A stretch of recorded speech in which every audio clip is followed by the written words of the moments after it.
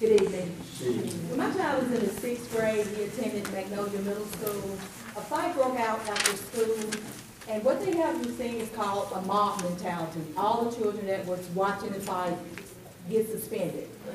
But on this particular incident, I think it happened like on a Thursday, Friday morning, the Meridian Police Department was at Magnolia Middle School, handcuffing 5 or 6 children. My son was one of the children, was taken to the juvenile center. He wasn't involved in the fight, but the policy is he was part of the mob, they call any child watching the fight. So the other part that I had a problem was that the school system did not contact me. I had other parents call me and said that, you know, the police had picked my child up. Like I said, he wasn't the one that was fighting, but he was part of the mob. Something's wrong with that. First of all, you put my child in a police car and took him to the juvenile center, and then the school didn't even call me and tell me anything. This was other parents calling me and telling me, you know, this is a 6-year-old being treated like a criminal.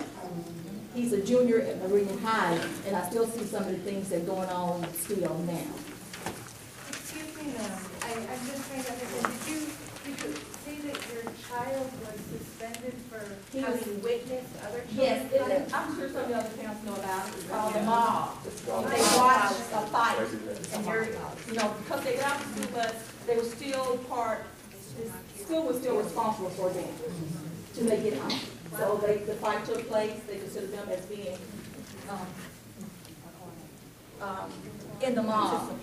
And so, like I said, he was taken to the juvenile center. He had to stay one night. We talked, even though he wasn't the one that was fighting, we talked with the parents, and she dropped the charges because she charged all of these kids that was in there. For watching. And like I said, I'm not the only parents that heard of that.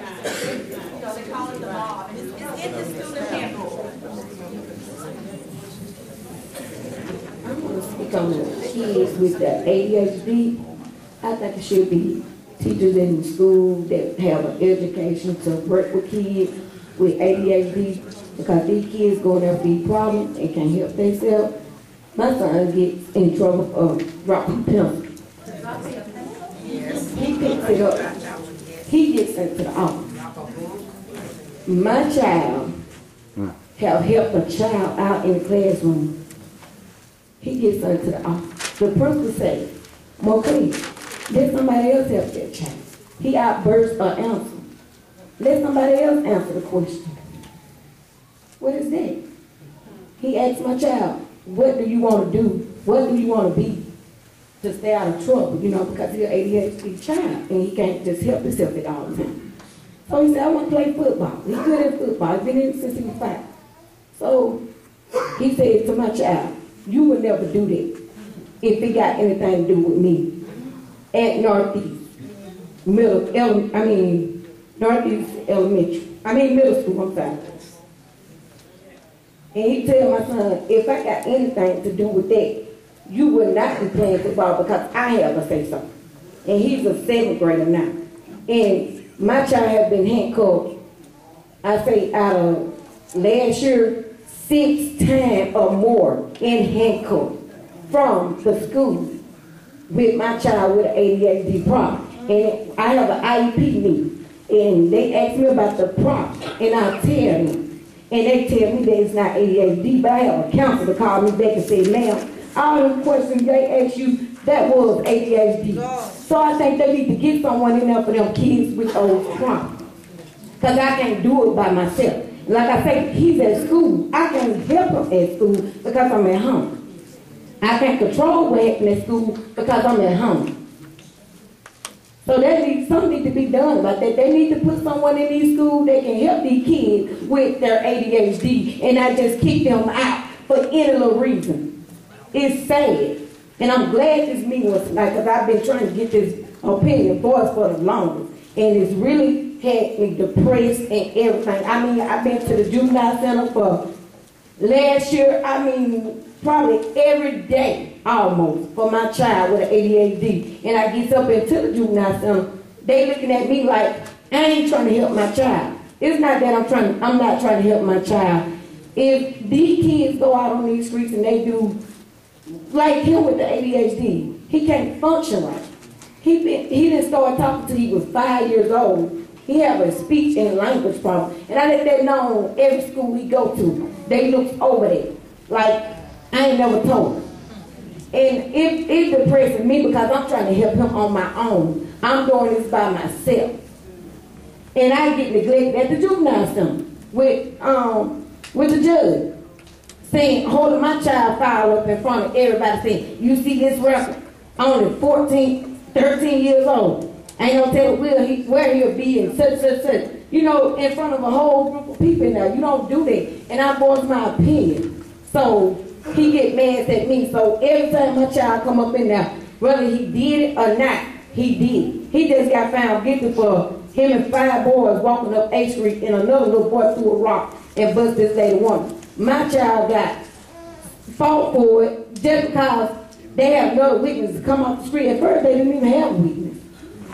Then they came back in with a witness and said that she just saw my son's hand go up in the air. Couldn't even identify him in the courtroom. But you saw his hand go up in the air. But you ran up A Street, 35 miles per hour. You saw this one child out of 5 boy hand go up in the air and throw a rock. And he got to pay $230. That's not right. And I want to appeal. So he told me I have 2 weeks to get an attorney. I go to the attorney, they told me $1,700. I can't afford that. So I'm trying to see what can I do because I know the child that broke the woman. And I done talked to that child parent and I done talked to the juvenile center, but I'm giving you 2 weeks to do this and that. You know, I voiced my opinion. I'm sorry. Everything got out of control because I voiced my opinion. I'm about to go to jail for voicing my opinion because don't talk about my child in front of me or in front of everybody else that's up in there because what's in that file is between me, you, and my child. And not everybody sitting out there that was up in the courtroom. Because there were 5 other parents up in the courtroom.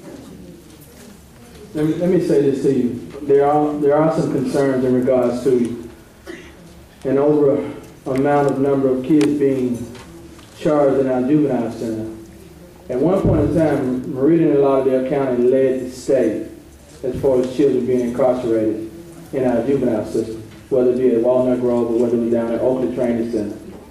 At one point in time, I would imagine the numbers have come down now. But if you all remember, there was an article written in the Wall Street Journal about a month ago indicating that the Meridian Public School District, our Lauderdale County Juvenile Center, and our Meridian Police Department are all being investigated for this notorious one form that eventually puts our children into this mass criminal system that we're trying to avoid them out of. We don't have all the legal ramifications of what's been transpiring, but we do know that they are being investigated for this. I mean, you're looking at the juvenile judge, you're looking at the school attorney, and you're looking at our police department. They all go together.